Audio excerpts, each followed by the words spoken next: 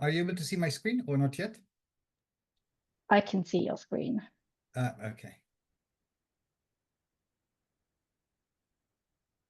So you can see the presentation, right? Yes. Yes. Okay. So Jai Jain, everyone. So today's topic is going to be the concept of God in Jainism. And essentially, we basically, a lot of people talk about God. There's also sometimes a bit of confusion as to what do we mean by God. And even sometimes some people do say that do Jains believe in the concept of God or not? Because sometimes, the people who are atheists who don't believe in the concept of God. And so sometimes we do say that Jains don't believe in the God. So we'll try to explore some of those topics. Now, one of the key things is, before we understand the Jain concept of God, this is going to be like taking a trip to if you're going to India and you need to make a stopover in Dubai. So that's what we'll be trying to do today. So before we get to the Jain concept of God, we will try to understand kind of some Jain metaphysics. And what I mean by Jain metaphysics is what is the concept of reality? So this is the starting point of understanding the Jain concept of God. By reality, mean, is God real or is God not real? Some people would then argue, saying, say, for example, your eyes are open. If you closed your eyes, would you say I'm real or not real because you can't see me? So one can argue that if your eyes are open and your experience of you seeing me, then that makes it real. Then you say, yeah, this is real. I'm real. But if you closed your eyes and therefore there was no reality, then some could argue that no, it's not real. It's imaginary. So we'll try to explore what do Jains mean by something which is real. So reality is actually, the Jain concept is called Sat. And Sat generally has got different connotations, which means reality, truth, or existence. What is existence? So these are all kind of synonyms of this. Now, there are various schools of thoughts which have a different concept of reality. This again is looking at a bit of a comparative religion. So there is something which is called philosophy of being. Only what is eternal and unchanging is real. So what does this mean? So for example, if you look at the Hindu concept of Brahma, what they sort of, one of the meanings of Brahma means that Brahma is the only reality, Brahma is the truth, and the whole concept of liberation or nirvana is for our soul to get submerged in Brahma. So according to Hinduism, so one school of thought is that everything else is illusion or Maya. Everything else is Maya. The only truth and the only reality is Brahma, which is only one single entity. And because of our ignorance or because of our Maya or like illusion, we are sort of going in this samsara. And the idea of liberation would be if our soul merges into Brahma. So for example, you've got different rivers, River Ganga, River Thames. When that river merges into the ocean, that's the reality. So Brahma can be equated to like an ocean. All these rivers are like different beings like us. So all the rivers then submerge into an ocean. So the only reality, according to them, would be Brahma. Everything else is not real. It's an illusion, it's a Maya. So that's called the philosophy of being. If you look at the other way, the Hindu, the Buddhist philosophy, their philosophy is a philosophy of becoming. Because what they say, that when you look around us, and if you look at what's everything around us, what's in nature, that anything which is incessantly changing is real. Because that's a nature. If you look at the air is changing, the temperature is changing, the weather is changing, our thoughts are changing, our body is changing. Everything around us is changing. There's nothing which is static. So if there's nothing which is static, that means that that's only reality. So reality does not have something which is just remaining constant, and that's going to remain constant forever and ever and ever. There's nothing like that. Soul is not like that, or matter is not like that, because matter would transform. Water will become liquid, liquid will become gas. So nothing is constant. So these are two schools of thoughts of reality. So where does Jain fit into this? So Jain says, we believe reality is eternal come change. Both of these things coexist. So that's what reality is. You cannot just say something which is static or constant is reality, or something which is constantly changing, which is reality. Both of them coexist together. So Gautam Swami did ask Lord Mahavir, what is Tattva? And Lord Mahavir said that which originates, decays, and persists, that's tattva. Tattva means reality. As we said, these are all synonyms. What is reality? What is the truth? And so Lord Mahavir says truth is tattva, that which originates, decays, and persists. So let's just explore this concept a little bit further. So anything which is a substance is called a dravya. And what is real is something which is eternal and it changes. It seems to be like a bit of a misnomer. How can you say something which is black and white together? If something is black, then it's not white. And if something is white, then it's not black. How can you have both of these coexisting together? So if something is eternal, so one reality is both eternal and changing. And that's kind of the essence of existence. So Umaswati, who is famous for the Tatvata Sutra, he's the one who composed that book, Tatvata Sutra. He said, Utpad Drav Ovyai Tvam is Sat. What is eternal is origination, cessation, and persistence. That's what reality is. So these are all different sutras which says the same thing. So let's look at what that means. Utpad means origination. Vyai means destructions, and Drovya means persistence. So truth is, so this can be combined into Paryay and Dravya. These are the two technical terms. So Paryay means modes and Dravya means substance. So something which is eternal is Dravya. And Paryay is the modes. And they both coexist together. So as you can see, origination, cessation, and persistence, they're all coexisting in the same reality. So this might be a bit abstract. So let's look at an example of what we mean by that.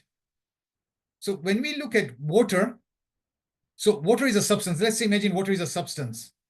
So water can then transform into liquid, and then liquid can transform into gas.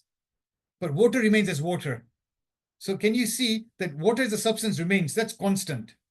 And then what is changing is the modes, whether it's a liquid or whether it's gas or whether it's solid. So those are kind of the modes or the paryay. Now, there are two fundamental laws of physics which says that principle of the conservation of energy. Energy cannot be created, cannot be destroyed. So that's kind of very similar to the JAIN concept, because JAIN concept says if you have a substance, the substance will always remain as a substance. Gold, if you have gold, gold will always remain as gold. Gold cannot become silver, and silver cannot become gold. So that's always going to become there. What can happen is transformation, but not transmutation. So again, the Greek philosophers say the same thing. Like this is in Greek. Nothing can ever become something, nor something can become nothing. So Jainism says soul and other non-physical substances, they're all reality. They actually are real. They're not imaginary. So yeah, so we look at this kind of concept over here. So water can become ice and can become steam, but water always remains as water. Let's look at another example of gold. So gold always remains as gold. So that's your persistence, drovya. Gold is always going to remain as gold. But what's going to happen is changing the forms. It can become a necklace, can become a ring. So those are different forms. And so so for example, origination, if you take gold, you melt it and you create a ring. So ring is actually a creation, origination. Then when you melt the ring, so that's cessation. Now destroying the ring. So you're melting the ring, and now you want to make a bangle. So bangle is now going to originate. So that can always keep on occurring, but the gold is always going to remain as gold. So now this has been looking at in terms of matter. And even if you look at the waves, when you look at science, so waves, this is constant here, and this kind of the peaks and the troughs just occur. So if you have a string and you move it up and down, you'll see the string is always going to be a string, but it's going to go up and it's going to go down. So if you now look at ourselves, so we generally believe that we are Jeev, we are consciousness. Our existence is soul, and we have got a body. So right now we are a union of two things, soul and a body. And our soul, so which is the persistence. Soul is always going to remain there, soul. So we were born, we will die. will reincarnate somewhere else. So Jains believe in the concept of reincarnation. In that concept, we could be going into different gatis, as they say. So we could be born into heaven, we could be born into hell, we could be born as animals, plants. So our soul, same soul, our own soul can go into any of these different gatis. And the whole idea of religion, of what we want to do, dharma, righteousness, morality, is for us to get out of the sansar, of the cycle of birth and death, and go into Sitchila. So which is depicted here, like when you do the Satya, it's a Sitchila. So this is what we mean by concept of heaven. This is literally what we see. If I want to go to heaven, this is where we all want to go as heaven. It is quite interesting that when you look at some translations of some English books, and when we have this concept of angels, Dev Devio, and you look at Devlok Mache, many people translate Devlok as heavens. So it's very important to have the distinction in mind that what we mean by heaven. I mean, yes, those are, if you're in Devlok, it's a much better place than Earth in terms of lots of conducive environment, lots of sukh, so as to speak. But that's not the ultimate realm. The actual ultimate heaven, which we really mean, we have to have the clarity in our mind. When we say, I want to go to heaven, we really want to go into the Sitchila. Yeah. So what we now look at Earth, if you look at this kind of the universe, Earth is a very small place here. And essentially the question which has been a lot of the philosophers in the past have been asking, who am I? Where have I come from? What is out there in the universe? Yes, it's such a intense desire of the humans to find out, are we alone in this universe, or is there life somewhere else? And so Jainism, so that's a big part of Jainism, that let's see what is out there, what is reality. So Jainism now says dravya, or substance. There are 6 substances in the entire universe. Can you imagine? We are not talking about Earth here. So we are talking about whatever the science calls it, the universe, the galaxies, wherever you go, even in heaven and hell, Devlokma, if you look at the hellish beings, wherever you go, Jainism says there are only 6 substances in the entire universe. And Jains also have got a unique concept of the Jain universe. It's in the shape of a Lok Purush. There's a specific shape of the Jain universe. And it sort of describes in quite a lot of detail where we are. We are in the kind of the middle world. The Devlok is in kind of the upper world, and the hellish region is in the lower world. And the Sitchila is really literally right at the top of the Jain universe. So Jainism says that there are literally 6 substances. So if you went to Mars, or if you went and if someone found a different species, according to Jainism, we know that wherever, in whichever part of the universe you go, some things they're all going to fit into these categories here. So you could have a Jeev, so you could have some soul with 10 arms and 5 heads, but after all, it's a Jeev. So if something is alive, something has got consciousness, that's Jeev. It doesn't matter what kind of body it's got. It could have a human body, it could have a different kinds of body. So there is a concept of Jeev. Then there are other 5 substances which Jains believe in, and that's called dharma, astikai. So all these 4 terms here, so this is all called jivastikai, dharmastikai, adharmastikai, akash astikai, pudgal astikai. And we'll see what it means. But Jiv is consciousness. And that's that's just a separate entity in itself.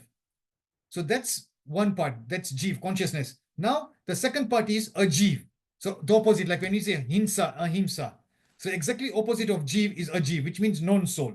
So all these things in yellow are non-soul. So from one perspective, you can think that what is out there in the universe, just 2 things out there in the universe. Something which is consciousness and something which is non-consciousness. So no matter which part of the universe you go in, one can only find 2 separate things. Either there is Jiv and there is Jiv and there is Ajiv. Now, within this Ajiv, what is this dharma? So dharmastikaya, many people would think dharmastikaya means like religion. No, dharmastikaya means it's an auxiliary cause of motion. Auxiliary. It's very important. So auxiliary cause of, what does that mean? That if you are a Jiv, you are a soul, for me to move my hand, I can only move my hand because in the entire universe, there is this substance called dharmastikaya, which is helping either jiv or ajiv, either matter or non-matter to move. Without this thing, we will not be able to move this, the hand or anything. There'll be no movement in the universe. But the reason I said it's auxiliary cause of motion is that substance does not push you and drag you and it's not making you move by force. The will is yours. And a classic example given in the Jain scriptures is the example of a fish in water. The water is not making the fish move. It is the fish which desires, I want to go from point A to point B, and that's why it can move. But it can only move if there is water. If the fish was outside the water, the fish will not be able to move. So that water has become the medium of motion. So same way, so Dharmastikaya is the medium of motion in the entire universe. Whether we are here over here, whether we are in Devlok, whether we are in the hellish regions, if anything wants to move, it can only move because of the medium of motion. The exact opposite is the medium of rest. Because if you imagine this was the only substance available, then things will be in a perpetual state of motion. You'll not be able to stop. If it's your wish, you are running right now and then you are tired and you want to stop. If there was no dharmastikaya, then because the property of this is just motion. So you need a counterbalance of rest. And the example given in the scriptures of understanding this, that in a hot desert, you're walking and you're so tired that you actually see a tree and you say, let me take a rest now for a little moment because I'm very tired. So the tree has not made you to stop. It's your desire to take rest. That's why it's making you stop. So those are the two ajiv. So they don't have any consciousness within these matters.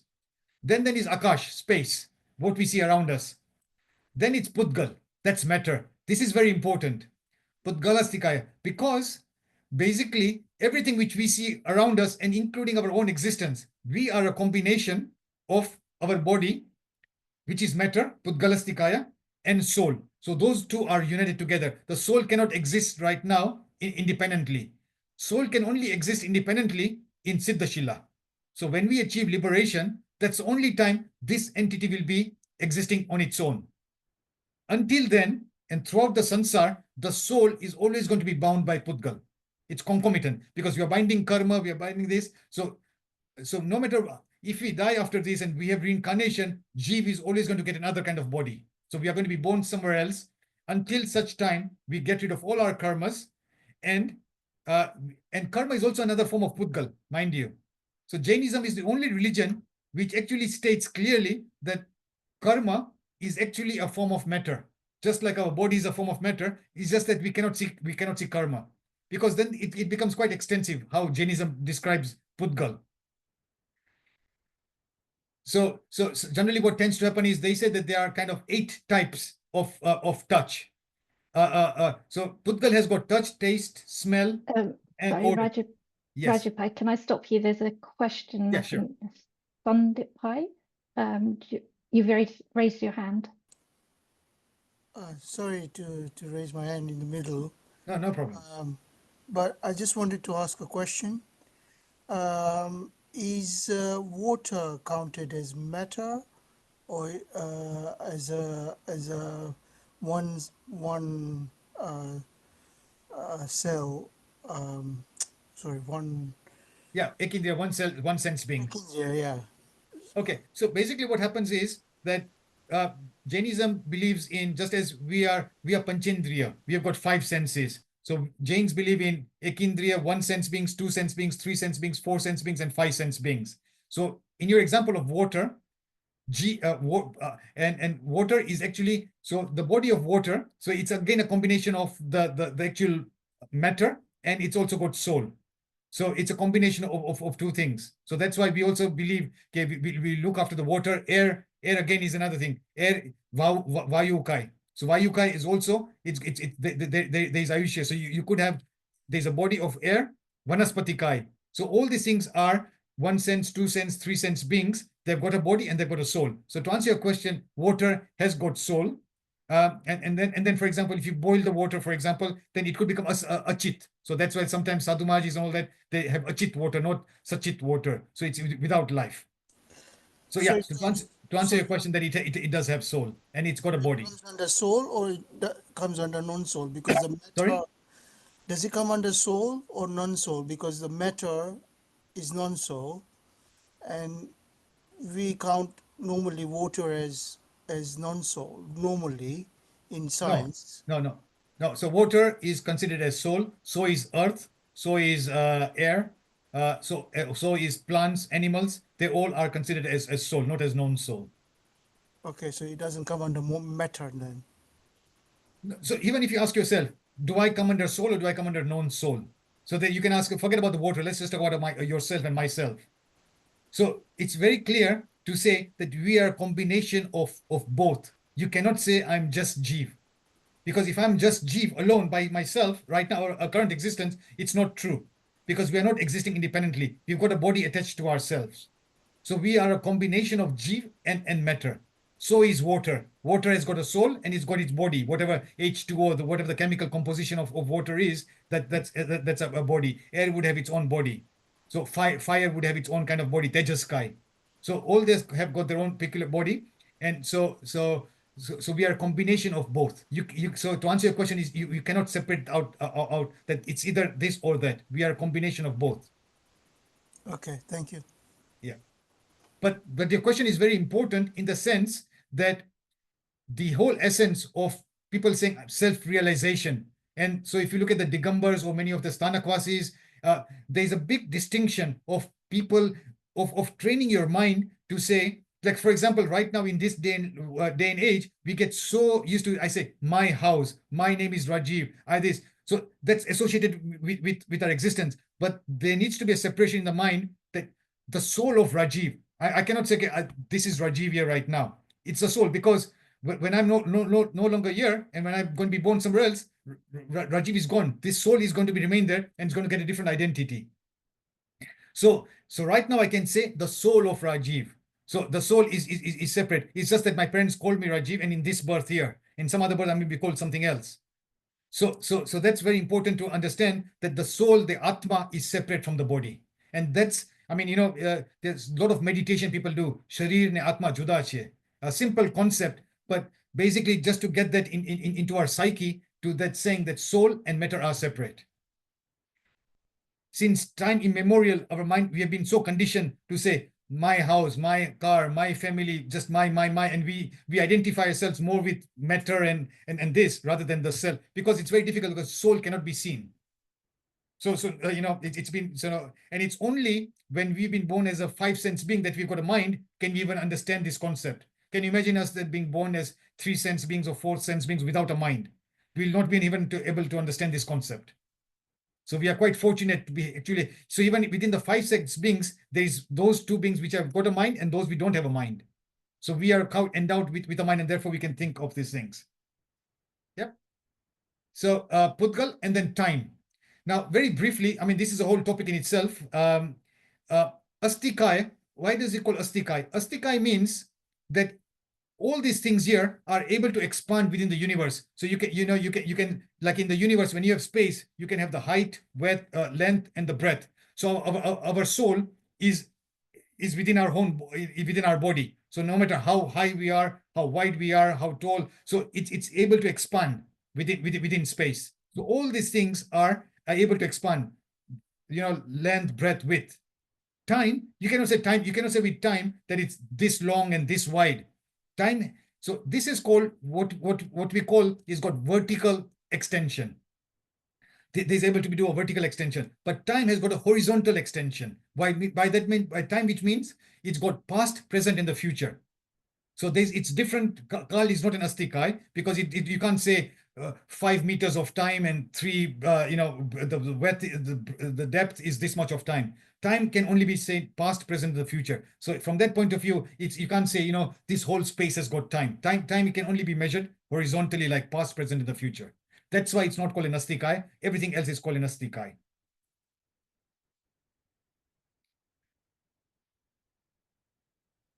Oops. Okay, so when you have a substance, substances actually have got qualities. So for example, if you've got gold will say that it's got a substance like this is the boiling point, this is the melting point of gold, this is how hardness of gold. So if there's a substance, then substances would have qualities. So for example, so we say, so all these things should have certain qualities. So we looked at Dharmastikaya. What is the quality of Dharmastikaya? The cause of motion. Dharmastikaya, the auxiliary cause of rest. Jivastikaya. So that's quite important. What is the quality of soul? What is the quality of soul? So if I say I'm a soul which is separate from the body, then what is the quality of soul? And Ajiv is which does not have consciousness. Akash is got space. The quality is to accommodate itself and others. So that's a definition given the scriptures of Akastikaya. And Kali is kind of time. And so, yeah, we will look at what is the concept of Jiv a bit later on. Now, coming slowly towards the concept of Jain concept of God. So let's look at, the science looks at the evolution of mankind or humans, so as to speak. So the focus today is, let's look at the evolution of soul. What does Jain believe in soul? So for us to become God, or for us to even to believe in God, what is the evolution of soul? Now, in finance, there is this concept of Monte Carlo simulations. So what it means very briefly, if you've got a stock price here right now, the stock price of any stock price, if you wanted to know what's going to be the stock price in 6 months' time, what many people can do is you try to do simulations. Okay, maybe the interest rates are this much, maybe the employment rate is this much, maybe the interest rates are going to be this much. So you look at different paths. What are going to different scenarios, and then depending on the different scenarios, you come up with different simulations. Okay, if the interest rates are very high, and if this happened and this happened and this happened, then the stock price will come to this. If there's a lot of recession, there is a lot of interest rates have become very high. People are borrowing rate is becoming very high, and things are becoming bad. There is COVID, something else happens. So you look at all these different scenarios, and then you can come up with this. So these are all different paths. And then you can come up with saying, let's take the average of all this, and this is what I think will be the stock price in 5 years' time or 10 years' time. But you can see that these are the different paths. The reason of using this is, let's look at the Jain concept of soul. Now, Jains believe that the soul no one has created the soul. It has always been existing, it is existing, and it will always exist. Very important. The soul, no one has created the soul. You cannot say the soul was created billions of years ago, someone created my soul. So we have been in existence since time immemorial. There's never ever a time, no matter how many billions, trillions of years you go back, you cannot say, this was a starting point when the soul got created. No, the soul has never been created according to Jainism. So, which means, so there's no creation, there's no starting point for the soul. But what is the aim of life, and what is the concept of God? Out of all these different, so what Jains also believe in is, because we've been born millions and trillions we have taken so many births in the past, we would have been into all forms of life. We would have been born as water, we would have been born as animals, we would have probably been born into hellish regions, we all would have been born into Devlok. Because we have had infinite births, even by pure probability and statistics, even if you believe in modern science of statistics, that if you had been born so many times, infinite number of times, you would have been into all sorts of places.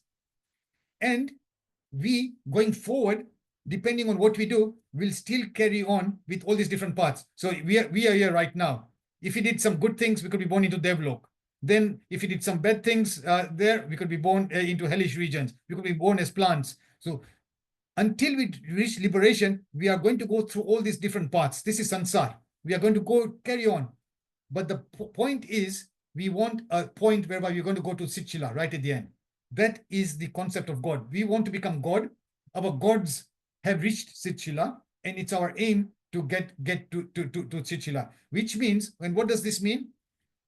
Our soul wants to get rid of all its body and karma. So you can only get rid of the body by karma. So if you get rid of, and Jains believe there are 8 kinds of karmas, Ghati and Aghati karmas. Ghati karmas means are very strong and strong karmas. And the way to example, so there are 4 Ghati karmas and 4 Aghati karmas.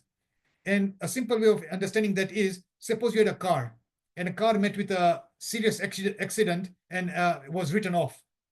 So when the car has been written off, which means you can't even recognize the car. what color was the car? You know, was it a BMW? Was it a Mercedes? Or was it a Toyota? You can't recognize. So that's the car has been written off. Those are kind of ghati karmas. It nature. So when we have ghati karmas, we forget our essence. Hu kon chu. We've got infinite ignorance. So the ghati karmas makes the soul forget about its true potential.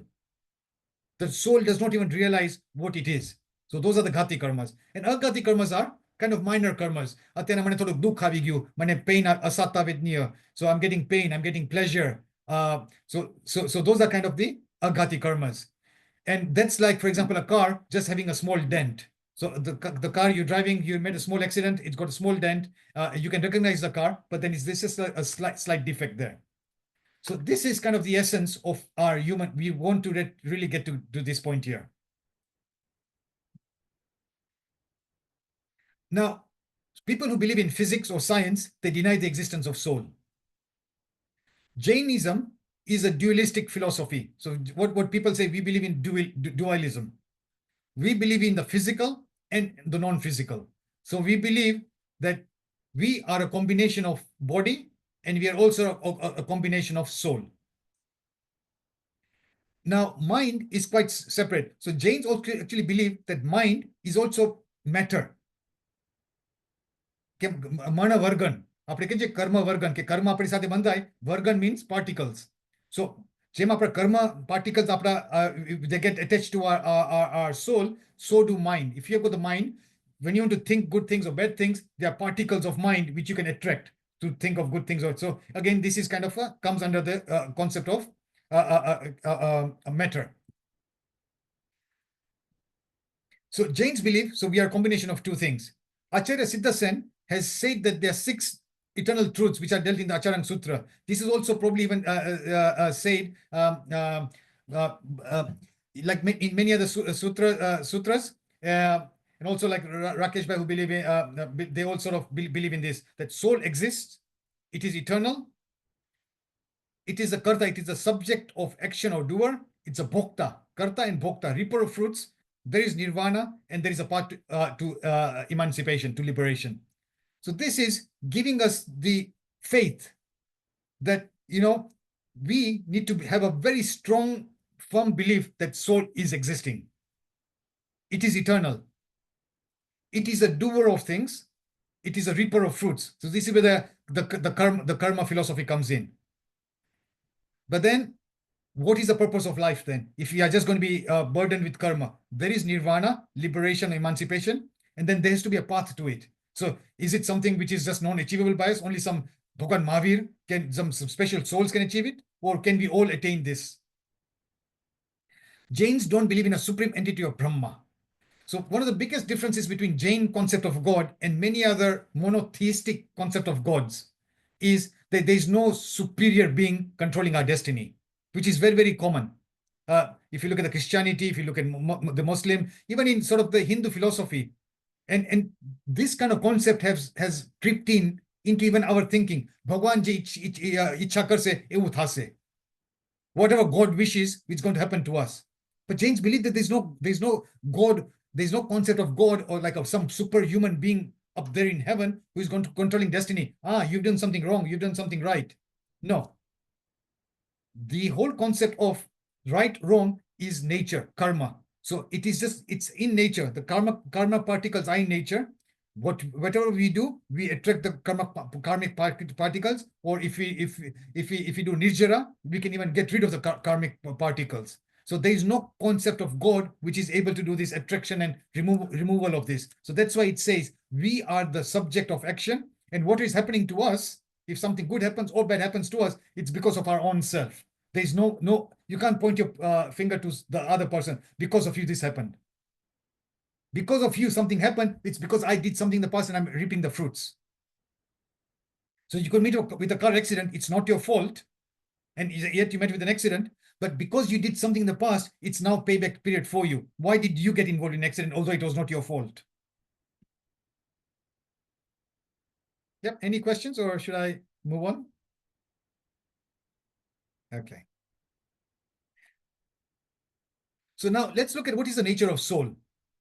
So this is the quality of soul, that which knows. So knowledge is very important. Very simply, Atma na gun infinite che. So they're infinite qualities of the soul.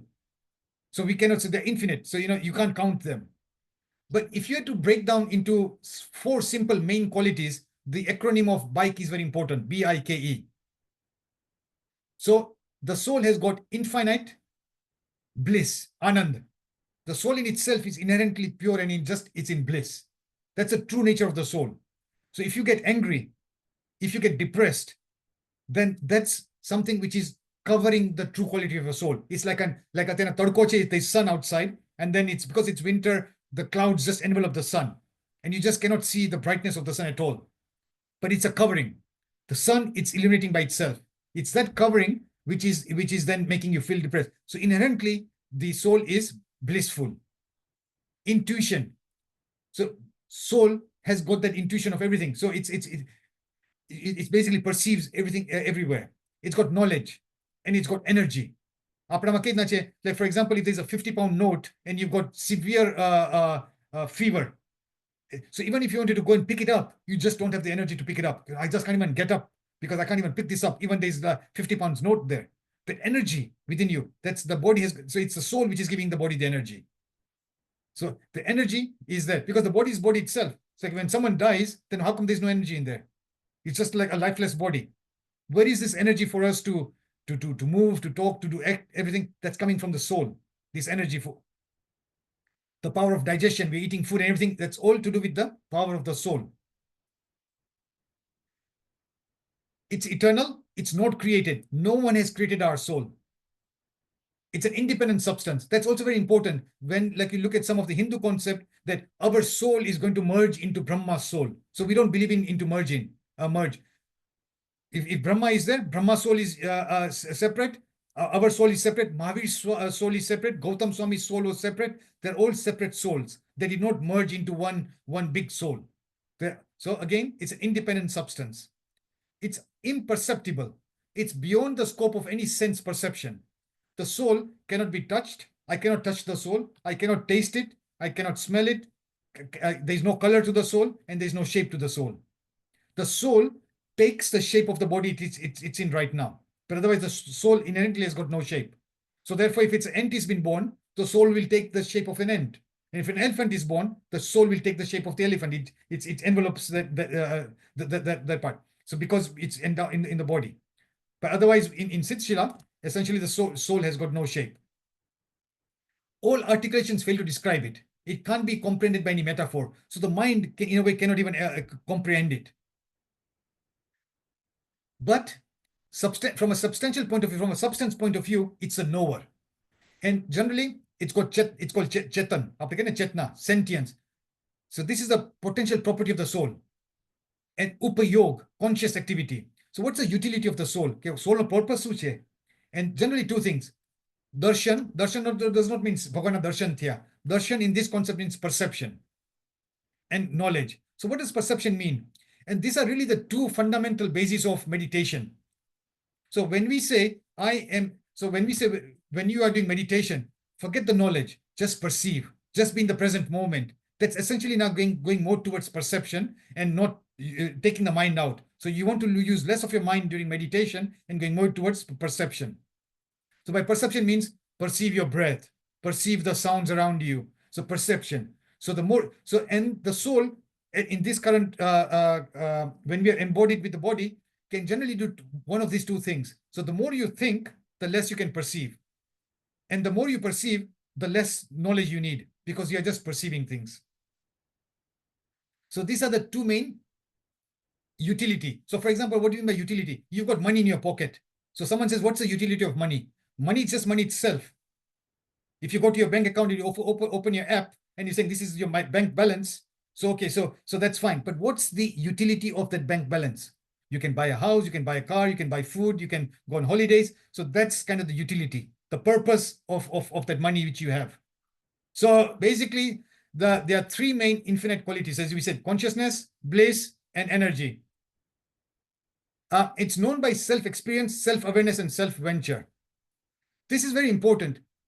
Like generally when you say, I eat a mango, so I am the subject and mango would be the object. But Atma ma શું થાય છે? The Atma can experience itself. The Atma is the subject and the Atma is the object itself. Like if I'm thinking about my soul, so who is thinking?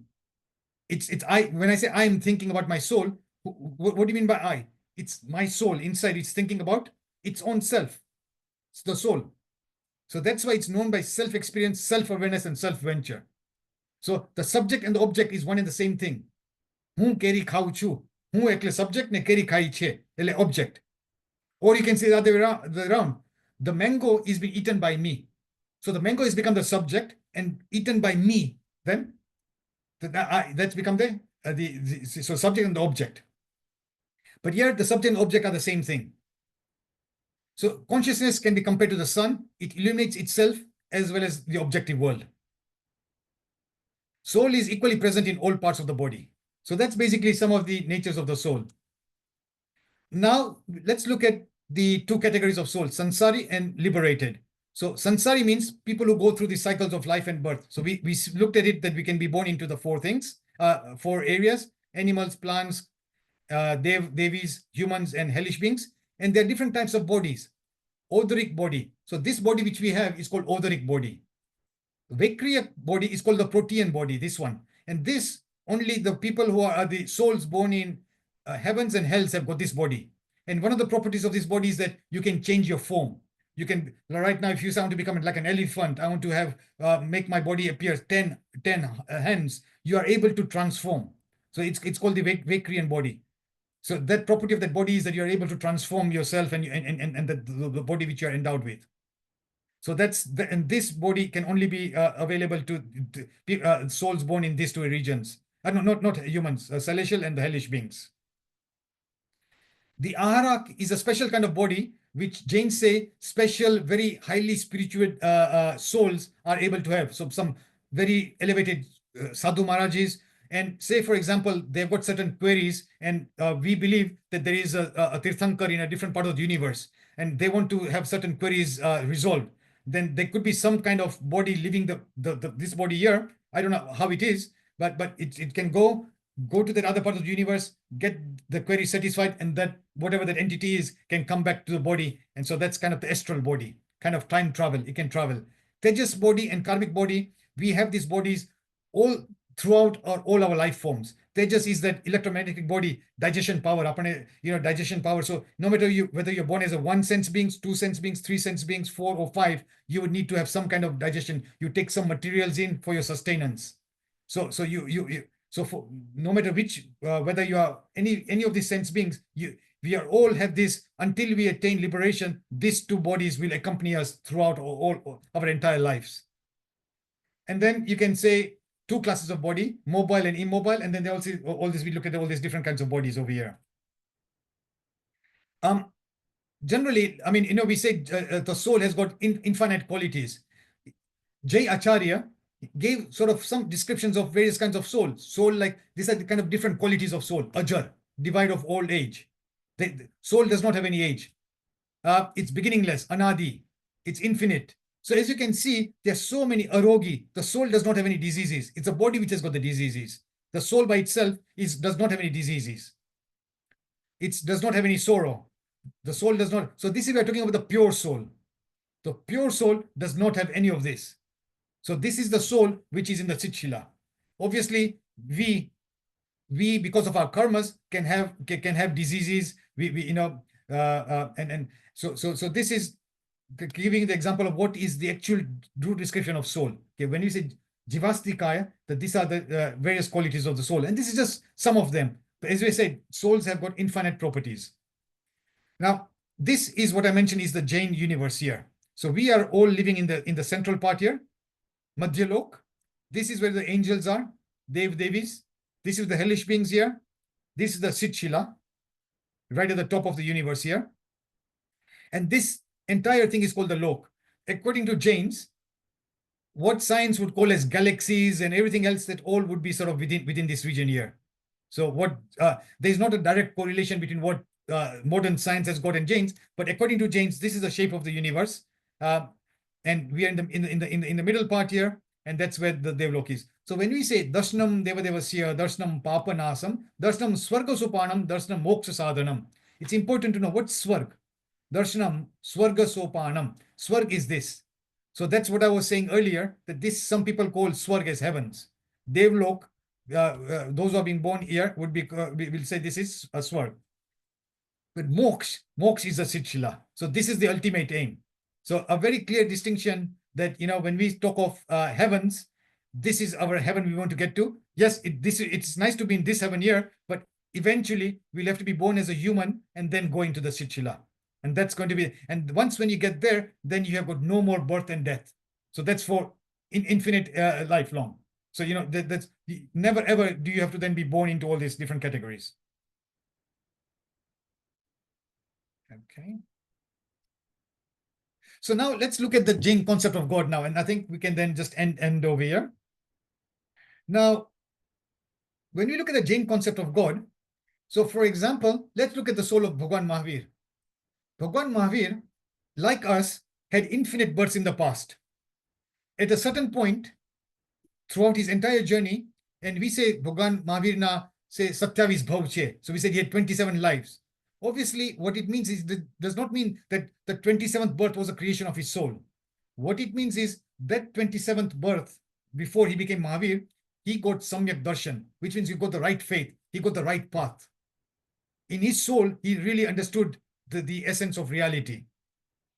Obviously, he was not pure at that stage, and just like you and me, he would have done lots of good things and bad things in his life, and he went into Narak, and he went into in all that 27 births, he would have went into Narak, and he would have been into Devlok. So he had done that. Eventually, his soul was then in his final birth was born as like when he was becoming Mahavir. That's called Chaivan. So his mother became conceived. The soul of Mahavir came into his mother's. Then he was born. So Janma Kalyanak. Then Bhagwan Mahavir took Diksha. And then after Diksha, he got Keval Gnan. And after Keval Gnan, he entered Moksha. Now let's look at it sort of very briefly. The difference between Bhagwan Mahavir and any Tirthankars. So we've got 24 Tirthankars, and say, for example, Gautam Swami and any other people who have gone into Siddhshila. Bhagwan Mahavir is a Tirthankar because when he took Diksha, he did not have any guru himself. He took Diksha, and through self-reflection and through many years of sadhana, understanding what is the purpose of life and getting rid of his karma, and he did it by himself. There's some Namuttanam Aveche, Tinnanam Tarayanam, Buddhanam Bohayanam, Muttanam Oganam, Potej Keruche. He did not have a guru or someone else he was following.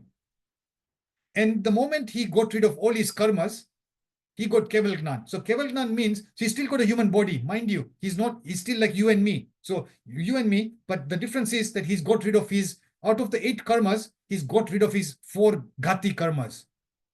So those very strong, sticky karmas, which defiles the nature of the soul. He's got rid of that. So now he's got Keval Gnan. Keval Gnan means you got infinite knowledge of the past, the present, and the future, of everything. Pudgal and Jeev.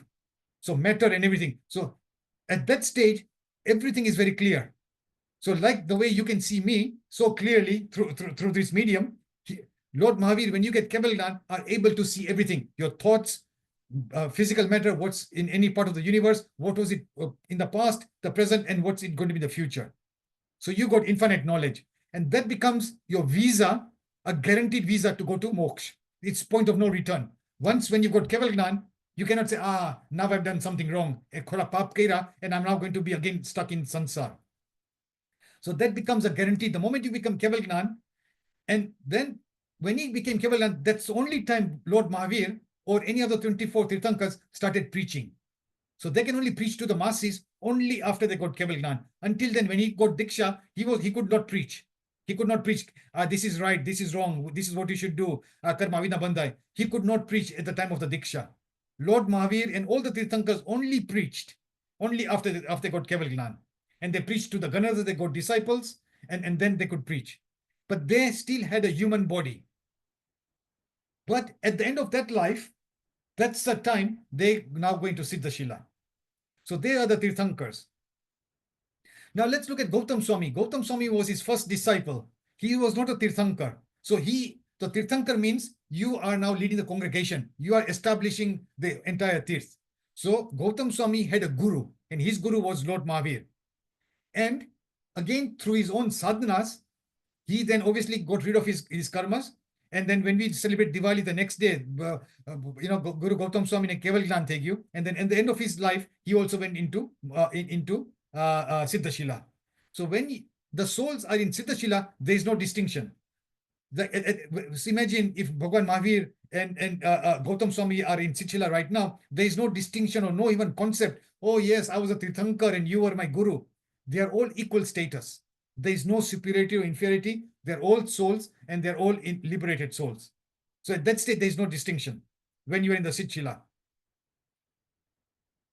So it is kind of, what's also very important and quite unique, what Jainism has is, for example, Gautam Swami, he had a special labdhi, power.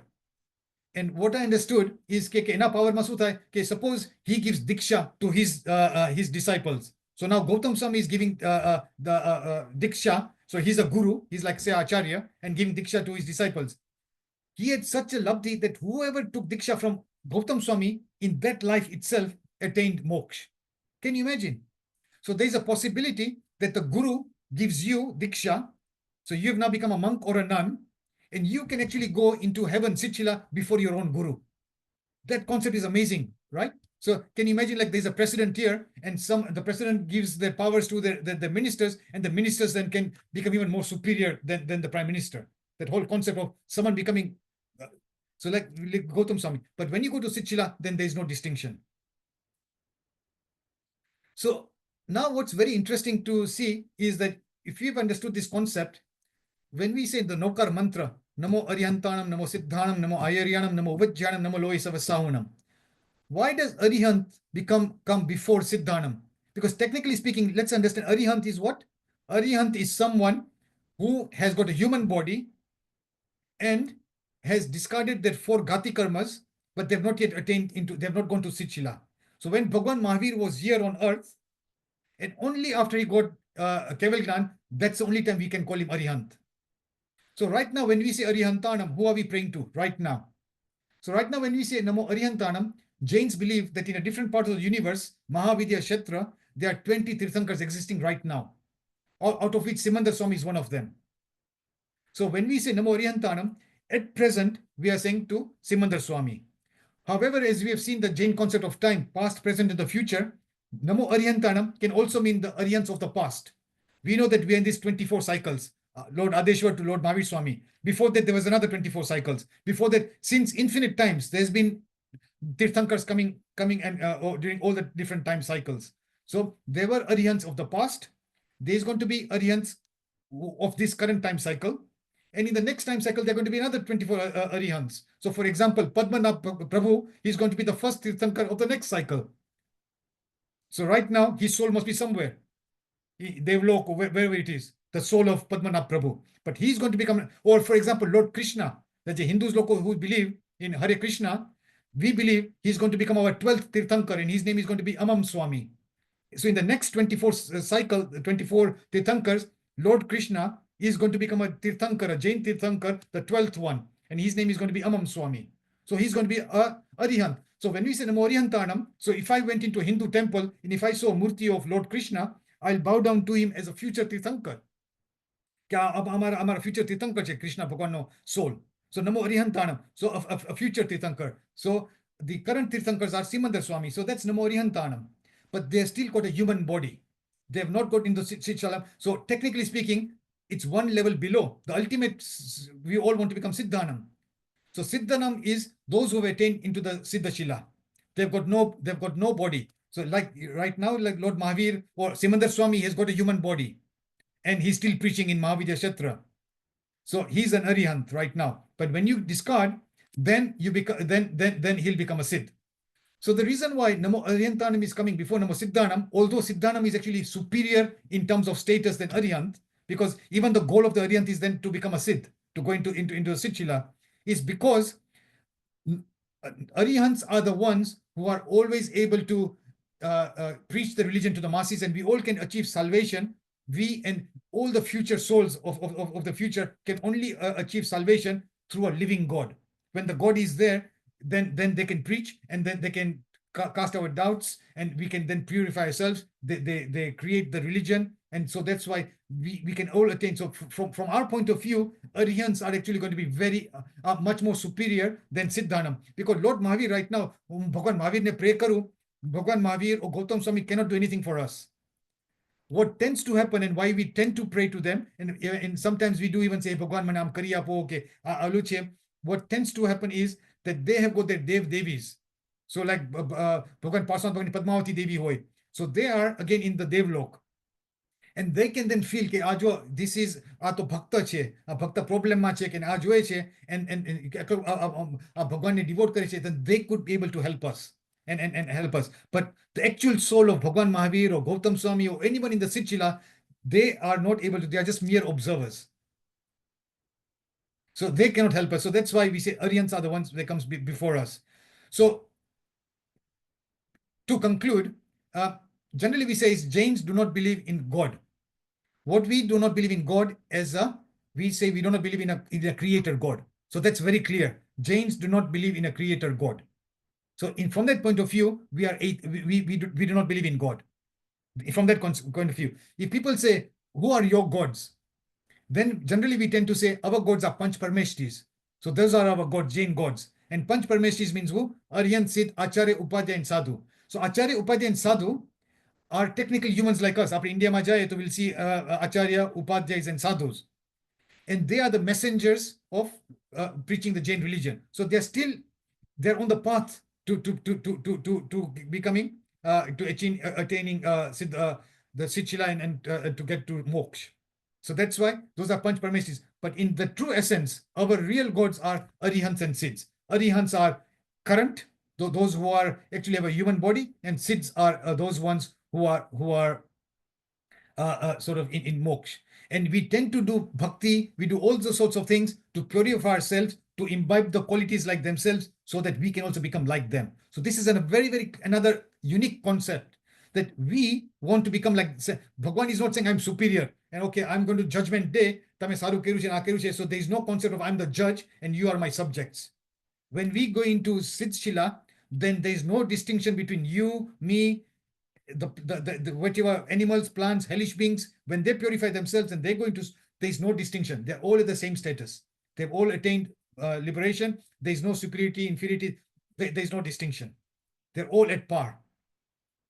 So that's kind of quite interesting to see that there is no hierarchy. So we do believe in our Panch Parmeshtis. We do pray to them, but we are praying so that we get the qualities in ourselves. We get the strength. If difficulties come on us, if we get diseases, please let us have the strength to bear those things, to maintain equanimity, because those are the ways equanimity. Samayik equanimity. That's how we are going to get rid of our karmas and going to achieve the status as them.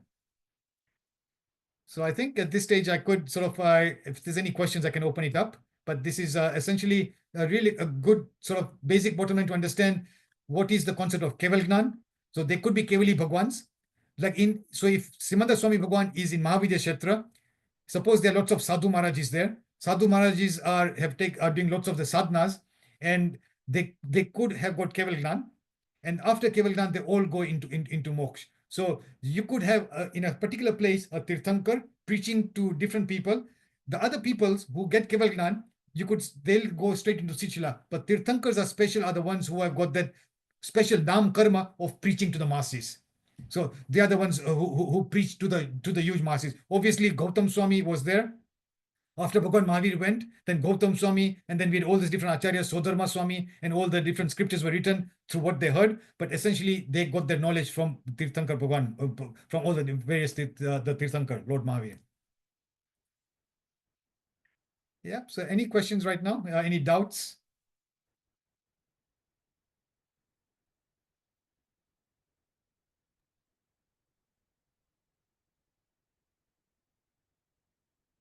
I haven't received any questions, but if anyone does have any questions, please feel free to unmute yourselves and ask Rajeev Pai. Pranam Rajeev bhai. Pranam. Just I want to clear myself કે not tirthankara. Arihant means કે ચાર ઘાતી કર્મનો નાશ થયો. Ghati karma, yeah. અને then કેવલી એટલે 8 like ચાર અઘાતીનો પણ નાશ થયો. No. ના? તો Kevali and Aryans are almost similar in the sense that, so when you have, so Bhagwan Mahavir, when he got rid of his 4 karmas, Ghati karmas, he got Keval Gnan. And so Okay. but he's a Tirthankar. And Gautam Swami, in the same time, suppose Gautam Swami was still around when Gautam Swami was around, and through his own sadhana, he then got rid of his 4 Ghati karmas also and got Keval Gnan. So Okay. he's also become a Kevali. So Bhagwan Mahavir has become a Kevali, and also Gautam Swami has become a Kevali. Both have become Kevali, but Bhagwan Mahavir has got that special status of Tirthankar because he's preaching to the masses. He's the one who's establishing the Jain Sashan. the Jain Sashan, Yes. Kadi, Shavak, Shravika. That Sashan is Lord Mahavir's. It's not Gautam Swami's. Gautam Swami had Guru, had Mahavir Bhagwan as his Guru, and through his own sadhana, he also has now become a Kevali. So technically, Mahavir, and if Mahavir is here and he's got Keval Gnan, and Gautam Swami is here, and they both got Keval Gnan, they're both equal in terms of knowledge. Same. They've got all the knowledge of the past, present, the future. But Bhagwan Mahavir has got that special Nam Karma Keru, Tirthankar, no, he's establishing the Sangh. Okay. And then both of them, when they in that lifetime, when they pass away, when they go up, like Mukti Madi gai, then they both go into Siddhshila and they become Siddh. So both Mahavir has become a Siddh and Gautam Swami has also become a Siddh. And once they get like કેવળ જ્ઞાન કેવલી થયા પછી do they do continuously like a દેશદાન એવું બધું કે કેવી રીતે હોય like Bhagwan Mahavir to Deshna apta જ હોય છે. Bhagwan Mahavir right until his last stage સુધી. And કેવલી ગૌતમ સ્વામી ને બધામાં they don't. So એ લોકોનું જેટલું જે સર્કલ જે હોય, they obviously એ લોકોના જે disciples ને બધા એ લોકો આપ્યા રાખે, but they are not kind of the fort makers. They are not like sadhu, swadi, shravik, no, sang nathi established કર્યું. So obviously whoever are in their periphery, they might be getting that benefit, but Bhagwan Mahavir and all the other 24 Tirthankars are the ones who have actually established the sashan. Sashan. Okay. Sorry, one more question. Okay. Yeah, sure, yeah. તો આ લોક like Mahavir ભગવાન got કેવળ જ્ઞાન પછી 30 years રહ્યા હતા, તો ત્યારે તો આટલી બધી દેશના આપીએ, તો last 2 days કેમ 48 like hours continuous રાખવું પડ્યું? Is it any proper like message from that? I think it's one of those things like you know, like you know, if our near and dear ones are there, now koi jawanu joy, the last minute let's just get as much as possible out of this. So he just said now mara 40 હવે એને તો કેવલ જ્ઞાન હતું મહાવીર સ્વામી ભગવાનને, and he realized that now he's not going to be around. So he then literally was just giving kind of the last departing messages after all these years, that this is kind of ઉત્તરધ્યાન સૂત્રમાં જે બધું કર્યું છે, so that he was just like 48 hours constant દેશના આપી રાખી for the benefit of mankind. It's like, let's get as much as possible. After holiday ma gaya hoy, let's just look at everything and just get everything as much as possible in that short amount of time. So to answer your question is like, is there any reason why he did for 48 hours? It was just basically, have no time. He was just constantly giving for the benefit of mankind. You know, just I'm going to be going, I'm not going to sit Shila ma jawano chu. So as much as I can, let's just constant 48 hours of the constant and there's not chalti thi. Thank you. Yeah, welcome.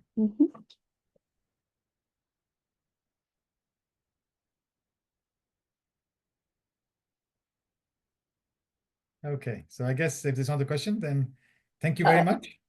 Yeah, just a quick one. I think there's a question on whether this session will be on video. Yes, it will. It will be uploaded onto YouTube. Thank you, Rajeev Pai, for today's session. It's been really interesting to learn about the Jain concept of God. So thank you for your time today. Thank you very much. Jai Jain. Thank you. Our next session will be in 2 weeks' time, on the 20th of February. So I'm sure Sandip Pai will send out the topic in the chat, in the group chat. Thank you so much for today. Thank you. Okay. Jai Jainendra. Jai Jainendra.